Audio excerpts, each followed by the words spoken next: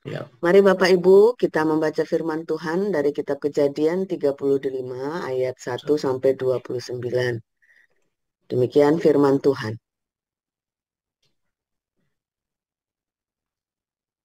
Allah berfirman kepada Yakub, "Bersiaplah, pergilah ke Betel, tinggallah di situ, dan buatlah mezbah di situ bagi Allah yang telah menampakkan diri kepadamu ketika engkau lari dari Esau, kakakmu."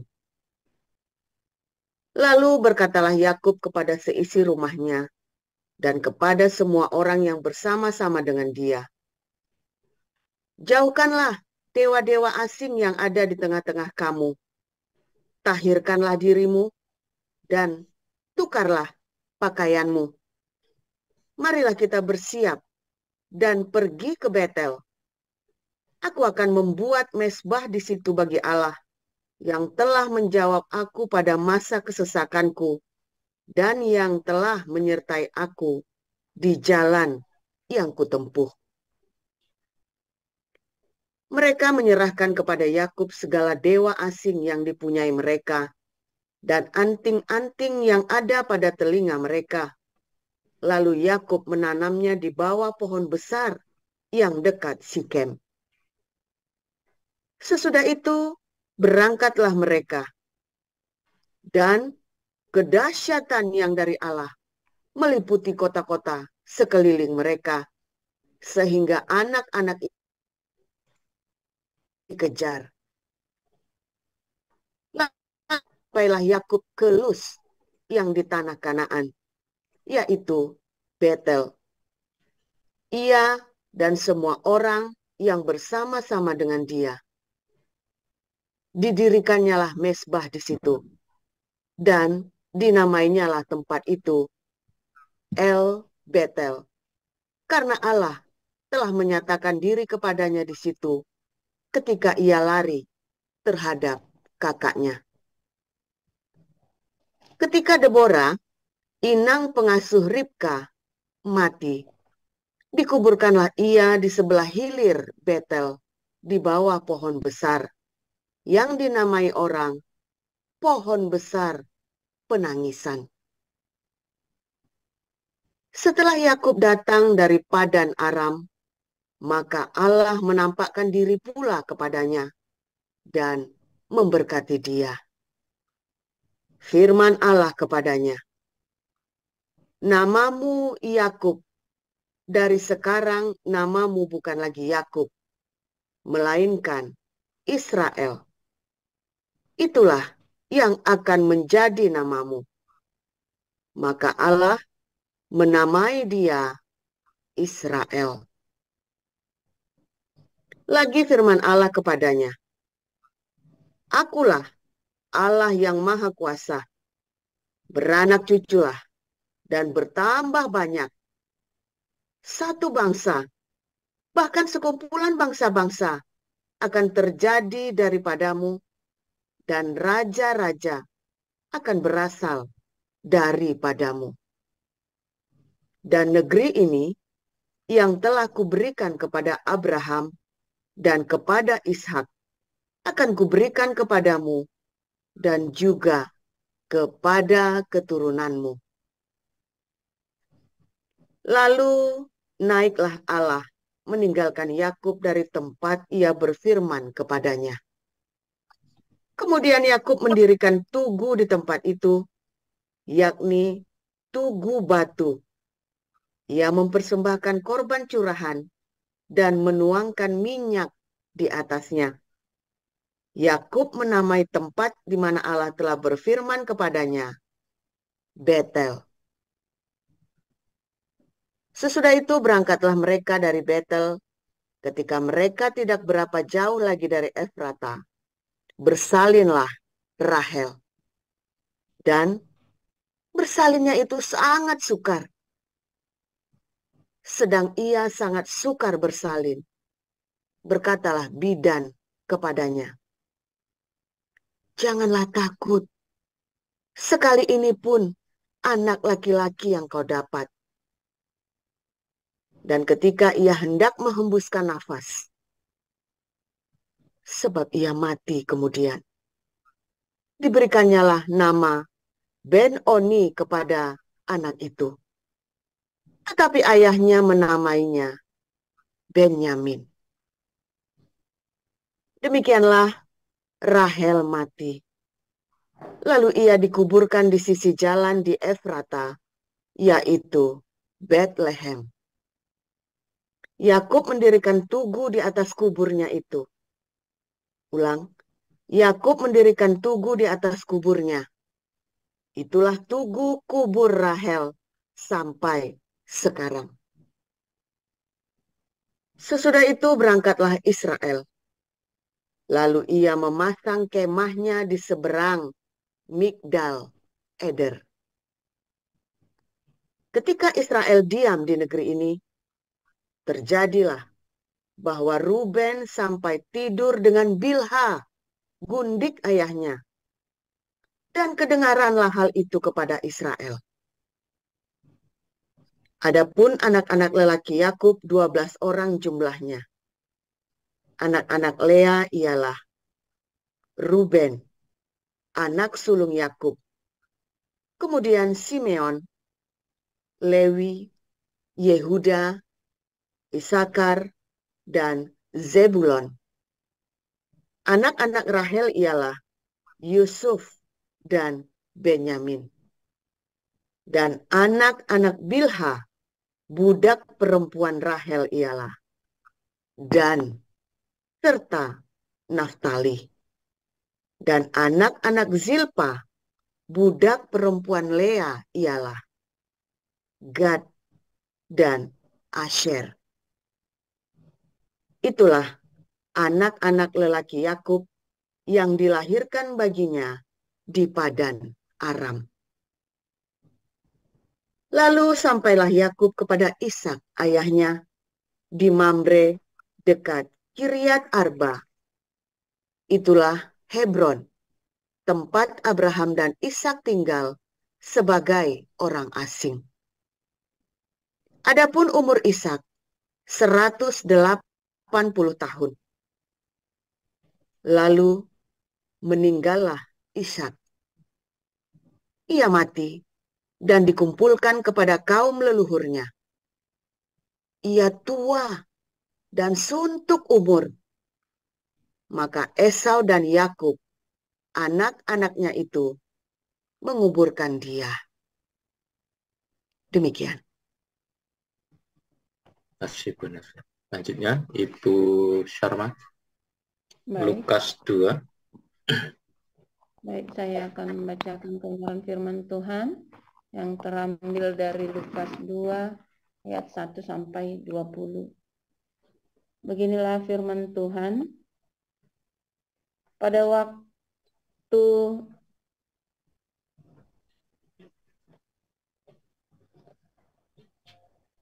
waktu itu, Kaisar Agustus mengeluarkan suatu perintah menyuruh mendaftarkan semua orang di seluruh dunia. Inilah pendaftaran yang pertama kali diadakan sewaktu Kirenius menjadi wali negeri di Syria.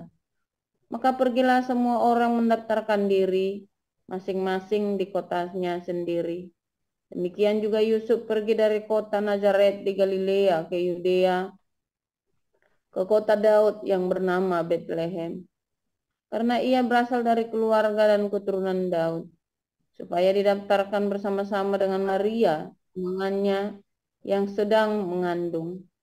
Ketika mereka di situ, tibalah waktunya bagi Maria untuk bersalin, dan ia melahirkan seorang anak laki-laki, anaknya yang sulung, lalu dibungkusnya dengan lampin dan dibaringkannya di dalam palungan, karena tidak ada tempat bagi mereka di rumah penginapan. Di daerah itu ada gembala-gembala yang tinggal di padang menjaga kawanan ternak mereka pada waktu malam. Tiba-tiba berdirilah seorang malaikat Tuhan di dekat mereka dan kemuliaan Tuhan bersinar meliputi mereka dan mereka sangat ketakutan. Lalu kata malaikat itu kepada mereka, "Jangan takut, sebab sesungguhnya aku memberitakan kepadamu kesukaan besar untuk seluruh bangsa. Hari ini telah lahir bagimu juru selamat, yaitu Kristus, Tuhan di kota Daud. Dan inilah tandanya bagimu, kamu akan menjumpai seorang bayi dibungkus dengan lampin dan terbaring di dalam palungan. Dan tiba-tiba tampaklah bersama-sama dengan malaikat itu sejumlah besar bala tentara surga yang memuji Allah, katanya. Kemuliaan bagi Allah di tempat yang maha tinggi, dan damai sejahtera di bumi di antara manusia yang berkenan kepadanya. Setelah malaikat-malaikat itu meninggalkan mereka dan kembali ke surga, gembala-gembala itu berkata seorang kepada yang lain, marilah kita pergi ke Bethlehem untuk melihat apa yang terjadi di sana, seperti yang diberitahukan Tuhan kepada kita. Lalu mereka cepat-cepat berangkat dan menjumpai Maria dan Yusuf dan bayi itu yang sedang berbaring di dalam palungan. Dan ketika mereka melihatnya, mereka memberitahukan apa yang telah dikatakan kepada mereka tentang anak itu. Dan semua orang yang mendengarnya heran tentang apa yang dikatakan gembala-gembala itu kepada mereka. Tetapi Maria menyimpan segala perkara itu di dalam hatinya dan merenungkannya. Maka kembalilah gembala-gembala itu sambil memuji dan memuliakan Allah karena segala sesuatu yang mereka dengar dan mereka lihat. Semuanya sesuai dengan apa yang telah dikatakan kepada mereka. Demikian. Ya, Ibu Rima. Dan ketika genap 8 hari dan ia harus disunatkan, ia diberi nama Yesus, yaitu nama yang disebut oleh malaikat sebelum ia dikandung ibunya. Dan ketika genap waktu pentahiran, menurut hukum Taurat Musa, mereka membawa dia ke Yerusalem untuk menyerahkannya kepada Tuhan, seperti ada tertulis dalam hukum Tuhan.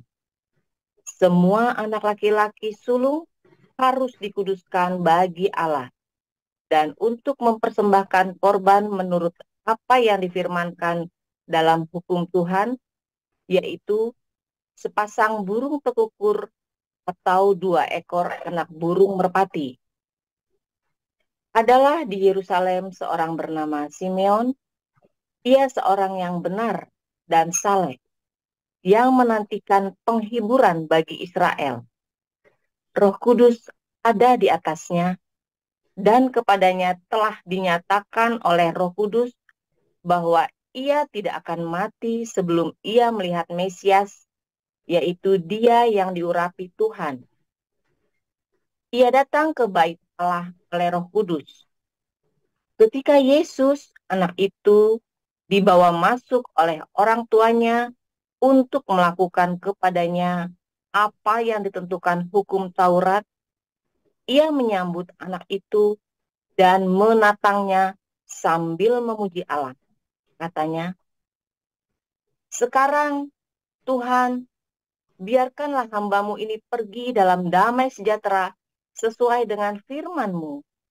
Sebab mataku telah melihat keselamatan yang daripadamu, yang telah Engkau sediakan di hadapan segala bangsa, yaitu terang yang menjadi penyataan bagi bangsa-bangsa lain, dan menjadi kemuliaan bagi umat-Mu Israel. Dan bapa serta ibunya amat heran akan segala apa yang dikatakan tentang dia. Lalu Simeon memberkati mereka dan berkata kepada Maria, ibu anak itu, sesungguhnya anak ini ditentukan untuk menjatuhkan atau membangkitkan banyak orang di Israel, dan untuk menjadi suatu tanda yang menimbulkan perbantahan, dan suatu pedang akan menembus jiwamu sendiri, supaya menjadi nyata pikiran hati banyak orang. Lagi pula di situ ada Hana, seorang nabi perempuan, anak Fanuel dari suku Asyer. Ia sudah sangat lanjut umurnya. Sesudah kawin, ia hidup 7 tahun lamanya bersama suaminya. Dan sekarang ia janda dan berumur 84 tahun. Ia tidak pernah meninggalkan bait Allah dan siang malam beribadah dengan berpuasa dan berdoa. Dan pada ketika itu juga, datanglah ia ke situ dan mengucap syukur kepada Allah dan berbicara tentang anak itu kepada semua orang yang menantikan kelepasan untuk Yerusalem. Dan setelah selesai semua yang harus dilakukan menurut hukum Tuhan, kembalilah mereka ke kota kediamannya, yaitu kota Nazaret di Galilea. Anak itu bertambah besar dan menjadi kuat, penuh hikmat, dan kasih karunia Allah ada padanya. Tiap-tiap tahun, orang tua Yesus pergi ke Yerusalem pada hari raya Paskah. Ketika Yesus telah berumur 12 tahun, pergilah mereka ke Yerusalem seperti yang lazim pada hari raya itu. Sehabis hari-hari perayaan itu, ketika mereka berjalan pulang, tinggallah Yesus di Yerusalem tanpa diketahui orang tuanya. Karena mereka menyangka bahwa ia ada di antara orang-orang seperjalanan mereka, berjalanlah mereka sehari perjalanan jauhnya, lalu mencari dia di antara kaum keluarga dan kenalan mereka. Karena mereka tidak menemukan dia, kembalilah mereka ke Yerusalem sambil terus mencari dia. Sesudah 3 hari mereka menemukan dia dalam bait Allah. Ia sedang duduk di tengah-tengah alim ulama sambil mendengarkan mereka dan mengajukan pertanyaan-pertanyaan kepada mereka. Dan semua orang yang mendengar dia sangat heran akan kecerdasannya dan segala jawab yang diberikannya. Dan ketika orang tuanya melihat dia, tercenganglah mereka. Lalu kata ibunya kepadanya, "Nak, mengapakah engkau berbuat demikian terhadap kami? Bapakmu dan aku dengan cemas mencari engkau." Jawabnya kepada mereka, "Mengapa kamu mencari aku? Tidakkah kamu tahu bahwa aku harus berada di dalam rumah Bapakku?" Tetapi mereka tidak mengerti apa yang dikatakannya kepada mereka.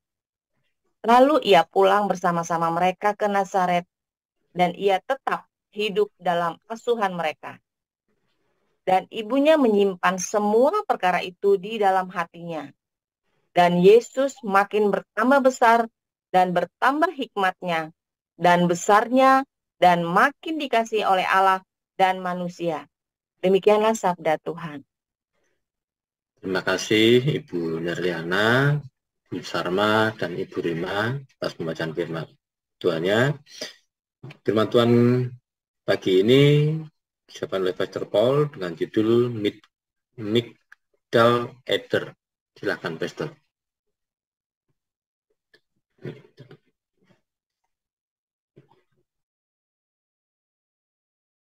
Haleluya, firman Tuhan selalu baru setiap hari ketika kita menanti-nantikan Tuhan dengan hati yang tulus, saudara ya, dengan hati yang penuh cinta. Kalau kitanya nggak mengasihi Tuhan, nggak tulus, nggak cinta, kita nanti-nantikan juga nggak berguna ya akhirnya ya, saudara ya. Serius ya, di dalam penantianmu itu, ya, karena kamu menanti-nantikan sang cinta untuk memberkati hidupmu, tapi hidupmu tidak di dalam cinta. Nah, itu ya. Kamu menanti-nantikan sang cinta memberkati hidupmu, tetapi kamu sendiri tidak hidup di dalam cinta. Ya, di dalam kemarahan, kebencian, di dalam dendam. Maka cinta itu nggak bisa memberkati. Makanya kadang-kadang dibiarkan. Waktu saya marah itu ya, dengan kebencian dendam itu, Tuhan biarkan sampai puas. Ya, sampai puas, sampai saya diem, ya, dan Tuhan baru temui saya, saudara ya. Itu caranya begitu, cara Tuhan bekerja. Sampai puas. Dalam puasa itu ya kamu hancur. Remuk kita. Hancur lebur, saudara. Salah sendiri dipuas-puasin. Jangan dipuasin, jangan di-entertain ya, saudara ya. Kemarahan itu jangan di-entertain. Ya kadang-kadang kita marah, kadang-kadang kita tidak terima, kita tidak puas ya. Jangan di-entertain. Tidak apa-apa, memang tidak puas. Kalau dipuasin kamu hancur.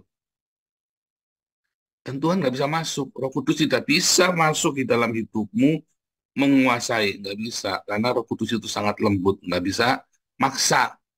Beda dengan ini ya, Roh Muhammad. Maksa. Gitu ya. Tapi Roh Kudus itu nggak bisa maksa. Dia nunggu sampai kamu, iya aku terima. Baru dia masuk dalam ketidakpuasanmu, penasaran, rasa marah, ya kan? Tuh, saya tahu rasanya. Saya pernah marah, saya pernah dendam.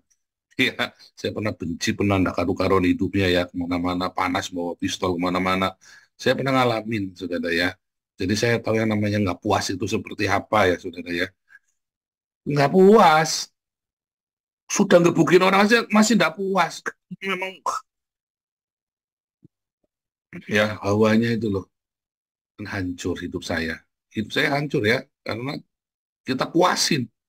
Kemarahan itu dipuaskan, harusnya jangan. Begitu Anda tahu ya, lagi marah, pengen melampiaskan. Ini nggak puas nih. Masa enakan dia tambah kaya, saya tambah miskin nih, gara-gara ulahnya dia, keenakan dia. Kan begitu kan? Masa dia bebas melenggang begitu saja, harus saya habiskan. Saya tahu itu nggak puas rasanya, saudara ya. Bukan cuma nggak puas, ya penasaran, bisa nggak tidur itu seminggu. Bisa nggak bisa merem ya, ditanya ya. Katakan bahasa itu mati aja melek, matinya nggak bisa merem. Merem kan gitu melek lagi, mati penasaran. Oh iya, memang iya penasaran, saudara ya. Dan kalau kamu teruskan, kamu akan mati dalam penasaran, apalagi kalau dendammu tidak kecapean. Tetapi ketika kamu diam, adalah Tuhan. Wis, saya tidak puas, saya marah, saya nggak seneng. Ya usah, nggak apa-apa. Saudara, sebenarnya kadang-kadang bukan salahnya kita, bukan salahnya orang itu, kan salahnya kita sendiri. Lalu Anda menjadikan orang itu objek pelampiasan kebodohanmu dengan alasan dendam, dia pelakunya. Padahal belum tentu dia. Lebih sering bukan dia pelakunya, dan kamu sedang melampiaskan kemarahanmu, kebodohanmu kepada dia. Ya. Kedua, seringkali kebencian itu bukan dari dirimu sendiri, tapi kamu dekat, kamu biasa kumpul sama orang-orang yang penuh kebencian. Kumpulan pencemooh, kemarin saya bilang ya. Saudara, benar loh saudara ya. Anda kalau duduk dalam kumpulan pencemooh, lalu ada satu yang punya spirit kebencian itu kuat, saudara ya. Apa namanya, kepahitan, ya. Kamu akan tertular. Karena dia selalu ngomongnya pahit, dan akhirnya kamu ikut pahit hatimu, saudara. Ikut kotor, jadi racun. Makanya dalam komunitas kita, kalau saya lagi konflik ya, dikonflikin sama orang, bukan saya yang berkonflik ya, orang. Saya kan nggak pernah musuhin orang, saudara. Orang lagi musuhin saya, terus mencaci maki saya selalu bilang, diam, nggak boleh bahas. Berani bahas, tak remove. Serius, saudara, karena itu racun. Nekat ya, ini dua orang ya, bahasnya tak remove lah. Sudah saya bilang, jangan dibahas. Bahasnya remove. Ya, jangan dibahas, beneran. Karena itu nanti jadi racun dan akan menyebarkan pahit itu kemana-mana. Satu, belum tentu dia yang salah loh. Kamu yang salah. Kedua, sebetulnya kepahitan itu datangnya dari orang, kamu ikut, dan kamu akhirnya memproduksi. Tadinya cuman tercemar, akhirnya kamu memproduksi racun itu. Makanya saya larang untuk membicarakan. Memang kadang-kadang kita lebih baik tidak usah membicarakan. Tapi kan kita harus lari. Enggak. Kan sudah diklarifikasi. Sudah. Klarifikasi yang terus-menerus namanya bertengkar. Pipi kita cuma dua. Kalau ditampar satu, kasih satunya. Udah sekali saja. Ya. Kalau Anda klarifikasi hal yang sama, berulang-ulang, namanya bertengkar, saudara. Dan jadilah pertengkaran itu. Ya. Nah, kalau uang, kamu harus ngomong. Cerita kalau uang. Ya. Tapi kan masalahnya orang jadi salah paham. Ya kan? Kita klarifikasi kan malah salah paham kan? Nggak apa-apa. Yang penting kalau udah cerita uang, kamu cerita. Tapi jangan dibahas lagi besoknya. Ya, itu caranya begitu. Orang mau nanya, sudah saya klarifikasi, sudah Anda harus belajar tutup kuping. Ya kan sudah diklarifikasi. Nah, jadi Makanya jangan sembarangan ngomong ke orang yang tertentu saja. Makanya saya juga banyak nggak jawab.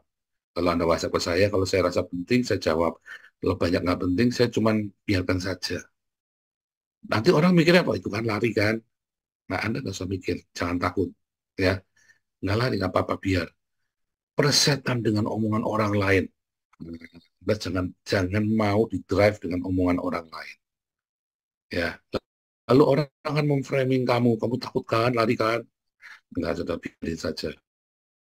Sebab kalau kamu ikutin, iblis itu maunya kamu masuk di dalam pusaran konflik. Dengan suamimu juga sama, dengan istrimu juga sama. Iblis itu mau kamu masuk dalam pusaran konflik. Kan kamu salah kan, makanya kamu diam saja kan, karena kamu salah. Yang diam itu belum tentu salah, yang banyak ngomong belum tentu benar.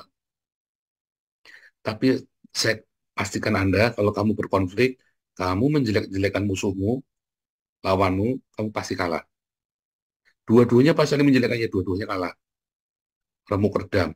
Tapi yang tidak menjelek-jelekan, walaupun mungkin kamu salah, tapi karena kamu tidak menjelek-jelekan musuhmu, semesta membelamu. Padahal mungkin kamu yang salah loh, saudara. Padahal mungkin kamu yang salah. Itu rumusnya ya. Hari Minggu sudah diajarin ya kemarin ya. Semesta akan membelamu loh, saudara. Karena kan kita salah. Kalau kita memang niat mau jahat sama dia kan kita ajar dia terus kan. Tapi karena kitanya diam, mungkin kita juga sedang introvert. Dalam diamnya itu kan kita jangan-jangan kita salah nih. Jangan-jangan kita yang salah nih. Dalam diamnya kita. Maka Tuhan semesta akan membela. Semesta ini ya Tuhan itulah Jehovah Sebaot itulah. Ya kan? Yang dimaksud semesta ini kan Jehovah Sebaot yang membela. Semesta akan menjadi saksi ya. Semesta akan membela, saudara. Ingat-ingat ya saya ngomong rumusnya konflik itu. Tak jamin kamu menang, saudara. Dalam konflik itu. Lawanmu akan mendapat malu dan kamu akan diberkati. Itu yang namanya menjarah kekayaan bangsa-bangsa.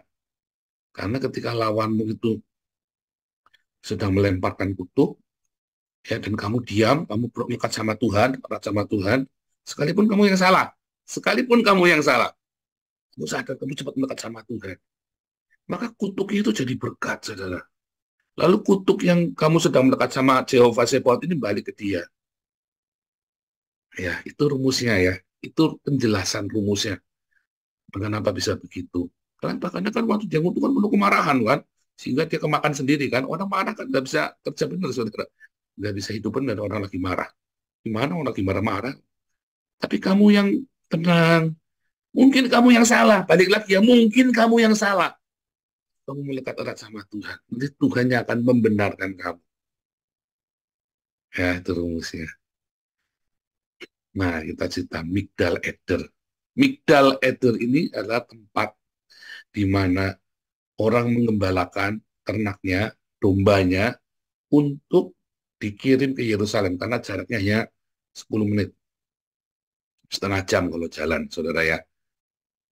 2 jam ya kalau jalannya. 2 jam kalau jalan, hanya 10 menit kalau naik mobil ya, dari Bethlehem ke Yerusalem ya. Dekat sekali, 9 km. Ya, 9 km. Nah, saudara, dari Migdal Eder ini ke Yerusalem, kan domba-domba yang mau untuk korban Paskah kan di ternaknya di Migdal Eder. Ya kan, di ternaknya. Lalu dia akan dibawa ke Yerusalem setelah dewasa, setelah umur berapa? Anak domba itu ya, mungkin sudah siap ya. Sudah siap, maka dibawa ke Yerusalem, disembelih di sana. Ya. Nah, itulah namanya padang penggembalaan di situ. Disitulah para gembala itu dari Migdal Eder datang ke tempatnya Yesus ya, dalam Lukas 2 itu ya. Itu mereka dari padang penggembalaan dari Migdal Eder, mereka datang ke kandang domba ya, situ ya. Nah, saudara, kandangnya itu bukan kandang kecil ya. Kalau bilang kandang domba di Migdal itu kandangnya gede banget. Makanya disebut rumah ya. Disebut rumah yang di dalamnya isinya domba-domba gitu, namanya apa, yarn apa, kalau bukan kandang-kandang kayak sapi di Indonesia, Anda bayangin kandang kan kayak begitu kan, jorok itu enggak ya, itu bersih, saudara ya. Kandang itu besar, isinya rumput-rumput kering di dalamnya, tumpuk-tumpuk begitu ya, gede ya. Nah, terus di dalamnya itu ada palungan ya, yang buat minum itu ya, dan bersih ya. Kandang domba itu bersih, saudara ya. Kandang domba itu selalu dibersihkan. ya. Jadi itu seperti ya pokoknya rumah besar gitu ya, rumah yang besar yang memang untuk nanti kumpul mereka semua kalau lagi musim dingin taruh di situ domba-domba itu ya. Nah, saudara, kalau lagi nggak musim dingin ya kosong di situ, ya kosong. Ya, isinya cuma rumput-rumput saja ditumpuk-tumpuk rapi begitu ya. Makanya Maria dan Yusuf tinggal di situ ketika penginapan itu penuh di menjelang hari raya Sukot ya, hari raya Pondok Daun. Itu situ sepi ya, penuh penginapan ramai di situ kan kosong, maka dia bisa tinggal di situ. Gitu ya, saudara ya. Nah, apa maksudnya Migdal Eder ini? Ya, dipersiapkan untuk disembelih, saudara ya. Padang pengembalaan. Ya, menara gembala itu supaya ada satu, kalau ada sekerombolan serigala datang, wah ada gerombolan serigala datang, wah ada gerombolan serigala datang. Nah, itu nanti dikasih ditiup ya, ditiup pakai dudu, pakai itu ya, pakai shofar itu ya saudara ya. Nah, terus nanti datang dengan tongkat, dengan gada ya, lari. Karena nggak boleh bawa pedang kan, kalau pedang itu kan prajurit. Maka mereka pakainya gada sama tongkat. Tongkat yang itu ya, tongkat pengembalaan sama gada. Buat ngelawan musuhnya, buat ngebuki serigala itu. Ya, dulu kawanan serigala itu suka datang, suka menyerang ya. Nah itu medal letter itu sebenarnya buat nyerang. Terus kalau ada domba yang hilang itu ada satu tuh sana tuh kesasar tuh. Nah, itulah medal letter. Dan semua kawanan domba itu akan dijaga oleh gembala-gembala ini. Satu supaya jangan tersesat, ya. Supaya jangan tersesat, udah yang gelonong ke sana, nanti kan hilang kalau tersesat. Kedua, supaya jangan ada serigala yang menerkam mereka di migdal eder ini, ya. Nah, apa namanya kawanan ini kemudian akan terjaga, terpelihara. Ya terpelihara di dalam satu kawanan pembalaan. Itulah sebabnya komunitas kita wajib doa pagi, saudara. Dan itu nanti akan kita terapkan pada pengurus yayasan juga. Bukan cuma Diaken Damaris, tetapi juga pengurus yayasan. Wajib, saudara ya. Ya, wajib ya nanti ya. Bukan cuma Diaken saja. Kita pelan-pelan bertahap kita benahi. Karena kalau enggak kayak dulu ya, Diaken enggak karu-karuan hidupnya. Karena diaken tapi hidupnya tidak karu-karuan. Sampai mereka tidak ngerti kata diaken. Harus yang bertanggung jawab hidupnya. Makanya kita wajibkan pertama adalah diaken Damaris. Kita wajibkan. Tapi yang berikutnya adalah semua pengurus wajib. Ya, wajib ya ikut hadir minimum 3 kali dalam seminggu. Ya, ya karena 3 kali dong. Ya harus mereka. Saya berharap bukan cuma 3 kali, tapi bisa tiap hari. Karena saya kasih tahu cara mainnya kita, aturan mainnya kita itu ada di sini, di Imbun Pagi. Kalau berkonflik, bagaimana kalau kita berkonflik, bagaimana kalau kita ngalami ada hal seperti ini, bagaimana kita, semua ya, etos kerja, semua kita ajarkan di tempat ini, saudara ya. Bagaimana seharusnya semua. Oh, sok baik, ngomong kamu hebat, enggak, saudara ya. Saya residivis, saya bukan orang baik. Saya jadi kelihatan baik karena kalau berkonflik saya selalu diam. Dan orang-orang itu yang ngoceh-ngoceh jadi dia kelihatan nggak baik. Ya kan? Kalau ada orang musuhan, yang banyak ngomong jahat kan itu yang jadi kelihatan jahat kan? Sementara yang salah ini kan jadi kelihatan baik kan? Saya kelihatan baik karena orang-orang ini jahat, saudara. Sehingga saya yang jahat ini jadi kelihatan baik.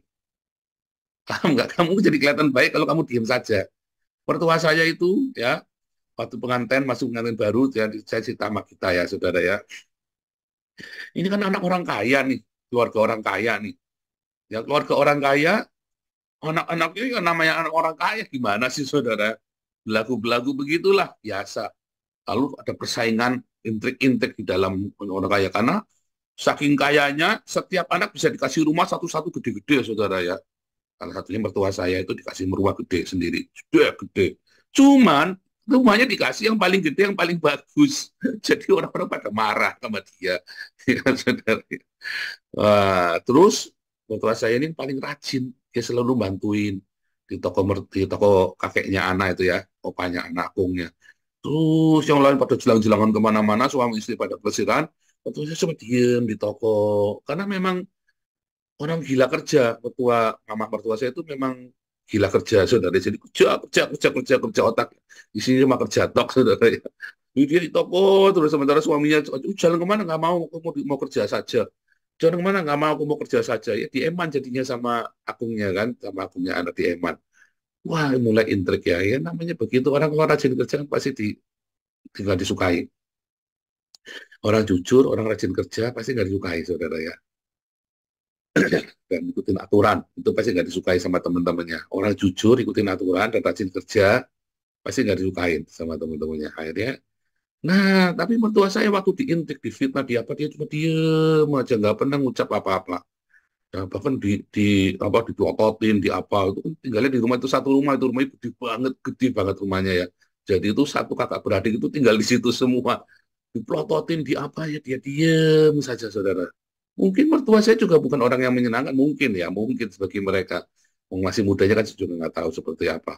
Tapi karena mertua saya itu diem terus kalau dia apa-apain ya, akhirnya kan akungnya kan jadi apa namanya, jadi welas asih kan sama dia kan. Kok kamu difitnah diem? Kok kamu ngomong? Jangan diem saja. Mau ngomong apa? Mau ngomong apa? Ya kamu ngomong, mau ngomong apa? Ya diem saja, difitnah dia apa? Kalau saya mah dulu kalau difitnah kebuki orangnya tak lawan, tak labrak, saudara ya. Nah, sampai saya mengerti ya, sampai saya umur 25 tahun, saya baru mengerti kalau difitnah diem. Itu saya ngerti dari umur 25 tahun ya. Makanya saya kebal terhadap fitnah, saudara ya. Karena saya sudah ngerti kalau mau diem. Nah, saudara, dengan diemnya itu membuat si akungnya anak itu eman sama mama mertua saya. Dikasihlah rumah yang paling gede, ya. Sudah jujur, sudah rajin, ya. Nggak pernah tindangan. Kalau kerja itu ya di situ terus, ya. Tokonya buka 7 hari, ya dia 7 hari di situ, saudara. Ya. Serius ya, buka jam 8, ya jam 8, tutup jam 5, jam 5. Jadi 7 hari kerja, sehari 10 jam. Ya sudah di situ, saudara. Makanya dikasih rumah yang paling besar, yang paling bagus, yang baru, yang kayak benteng rumahnya ya. Itu kalau nggak salah luasnya itu 500 meter persegi atau 600 meter persegi, saudara ya. Gede banget rumahnya memang ya. Jadi di pinggir jalan rame ya, pinggir jalan rame, jalan raya gede di pinggir itu. Jadi gede banget rumahnya benteng. Wah, gimana nggak tambah marah? Tapi dia diem saja, saudara ya. Selalu diem, nggak pernah ngomong yang jelek tentang saudara-saudaranya, tentang ipar-iparnya ini, ya kan? Jadi makanya dia yang menang, ya, maka dia yang menang. Kamu juga gitu ya, saudara. Kalau dia apa-apa diem, dia jangan lawan dong, jangan, jangan menjelekan. Anda boleh melawan, tapi jangan menjelekan. Boleh mengklarifikasi kalau uang, tapi jangan menjelekan lawanmu dengan kebencian, karena kamu pasti kalah. Mertua saya waktu itu belum Kristen loh, saudara ya, belum percaya Tuhan Yesus. Tapi itu karena hatinya itu tadi ya, dia tahu prinsip, ya diam saja mau ngomong apa. Mungkin dulu juga bukan karena tahu, karena memang dikeroyok ya, jadi nggak bisa ngomong apa, ngomong pun kalah. Nah, tapi karena orang-orang ini begitu, dalam tanda kutip, ya ngomongnya jahat sekali, maka dia jadi kelihatan seperti malaikat, saudara, yang difitnah. Seperti Upik Abu kan, seperti Cinderella difitnah sama saudara-saudara, seperti bawang putih, bawang merah kan, yang diem, yang mengalahkan, yang akhirnya dimenangkan. Itu cerita klasik, cerita yang ada di dalam cerita dunia maupun di dalam cerita zaman sekarang modern. Tetapi firman Tuhan juga mengajarkan, Migdal Eden itu tempat menggembala. Kita semuanya adalah domba-domba yang digembalakan. Keluh, katanya Yesaya 53. Kalau kamu nggak keluh, waktu mau dibawa ke tempat ke Yerusalem, kamu merontak, kamu nanduk, kamu apa, kamu namanya kambing, bukan domba, saudara. Kita semua adalah domba yang keluh. Ya, di dalam menara, di bawah menara penjagaan itu, kita tidak suka nanduk sana, nanduk sini. Kita adalah domba yang nurut, yang taat. Kita bukan domba yang suka berkelahi. Oh, kamu lawan saya? Oh, awas, jangan sebut nama saya Paul kalau kamu nggak tak pateni malam ini, nggak tak karungin malam ini. Nah, itu kan maunya kita. Maunya kita kan selalu ngomong begitu kan, enak kan? Wah, paling enak kan bahwa kepala kamu aja bisa tak beli kok. Wah, itu paling nyaman itu ngomong gitu, paling puas itu, saudara. Tapi kita adalah domba, ya. Takdir kita adalah domba. Lalu ada serigala-serigala menyerang, biar gembala yang menghalaunya. Kalau kitanya tiba-tiba ada serigala, kita teladung juga, jangan-jangan kamu bukan domba, kamu kambing.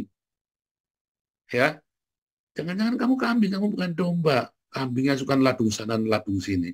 Dan kambing itu nilainya jauh di bawah domba. Mungkin kamu ada dalam kawanan pengembalaan itu.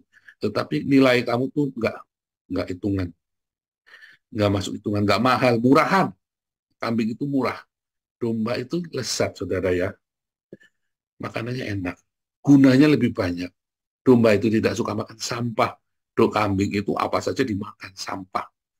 Makanya kamu datang kemari, supaya Anda tahu aturan-aturan di Migdal Eder, di dalam padang penggembalaan. Ini aturan yang ditentukan. Indoktrinasi? Ya, indoktrinasi. Memang. Iya dong, kalau nggak indoktrinasi namanya apa? Kita indoktrinasi. Di sini Anda sedang diindoktrinasi. Anda tidak suka, Anda bisa keluar dari kawanan ini dengan doktrin-doktrin yang saya ajarkan. Iya dong, kan nggak harus setuju. Tapi kalau nggak setuju, dan Anda tetap di dalam, dan Anda menanduk, namanya kambing. Kalau Anda domba, Anda belajar, ikutin aturan komunitas, sudah saya umumkan. Tetapi dimanapun kamu berada, komunitas itu selalu punya doktrin. Setiap komunitas sepeda gunung pun, komunitas sepeda gunung, komunitas babi ngepet, komunitas apapun, ada aturannya, saudara. Dan aturan itu harus diajarkan. Iya, saudara, biar komunitas harus ada aturannya. Itu harus diajarkan. Dan itu yang namanya indoktrinasi. Kalau Anda tidak setuju, ya jangan jadi babi ngepet. Ya kan? Misalnya begitu kan. Kalau Anda tidak setuju, ya jangan ikut. Ini klub sepeda gunung, kamu maunya naik Harley Davidson. Nggak boleh, saudara. Biar kamu sugih pun kayak apa, ini klub sepeda gunung, pakailah sepeda gunung. Jangan pakai Harley Davidson. Nah, itu contoh seperti itu ya. Sama ya, makanya pendeta-pendeta di Eropa itu salah pada jawabnya salah ya. Ketika sama di Amerika itu kan pada penjara kalau nggak mau memberkati homo itu kan. Kalau orang nanya saya bilang ini komunitas bukan komunitas homo, ini komunitas straight. Jadi kalau kamu homo, kamu tidak bisa kita berkati karena kami komunitas straight. Bukan kami mendiskriminasi, kamu boleh datang ke sini, kita senang. Tapi begitu komunitas, sorry, kita komunitas straight. Sama kalau kamu masuk ke klub diskotik homo itu ya, ya kan? Kamu kan nggak bisa melarang orang homo kan, sama saja kan? Karena setiap komunitas itu ada aturannya. Ya bilang ini komunitas straight bukan komunitas homo. Kami tidak anti homo, tetapi ini komunitas straight ada aturannya. Kalau kamu suami pasangan itu laki-laki perempuan, itu saudara itu ada aturannya kita. Sama seperti klub sepeda gunung. Kamu tidak bisa paksa kita untuk pakai Harley. Nggak bisa. Aturan kami sepeda gunung, bukan Harley Davidson. Komunitas itu ada aturannya. Dan itulah Migdal Eder. Kalau nggak liar semua berantakan semua. Harus ada aturannya. Semua yang di komunitas ini harus ikut doa pagi, saudara ya. Pengurus sekalipun ikut. Ya, memang harus begitu. Kenapa, saudara? Supaya kamu tahu aturan-aturan kita tiap hari. Dengarkan. Pak, dari YouTube, Pak. Iya, masalahnya kamu dari YouTube kan pada sudah dari dulu, Pak, saya dengarkan di YouTube, Pak. Ya, nyatanya kelakuan, caramu berpikir pun masih seperti itu. Ketika saya tanya, dia nggak ngerti apa-apa. Ya kan? Masih mending, orang-orang Islam itu pada rajin ikut YouTube pagi itu kan, yang di live YouTube itu kan, yang di live chat itu. Orang Islam aja rajin ikuti YouTube saya doa pagi. Loh, kamu kok nggak ikut, malah gimana sih? Aneh kamu ini. Orang Islam saja rajin ikut YouTube saya tiap pagi, jam 3 pagi, jam 4 pagi. Kamu malah nggak rajin. Kan aneh. Itu saudara ya. Migdal Eder. Di mana kawanan domba ini siap masuk ke tempat pembantaian untuk dikorbankan harga dirinya. Untuk dikorbankan. Oh, ini Paulus suka mengorbankan orang. Migdal Eder. Kita memang domba, kawanan domba kan. Bukan dikorbankan buat saya, saudara, tapi buat Tuhan Yesus. Bukan buat saya, ngapain Anda berkorban buat saya? Saya tidak perlu Anda berkorban. Ya, saya tidak perlu Anda berkorban. Saya akan kasih Pak kepala saya buat Papa. Alah, kosong bullshit loh. Kasih kepalamu buat saya minta laporan keuangan aja nggak ngasih kok, apalagi kepalamu. Tumbulmu peang, saya bilang begitu ya. Tuhan Yesus berkati.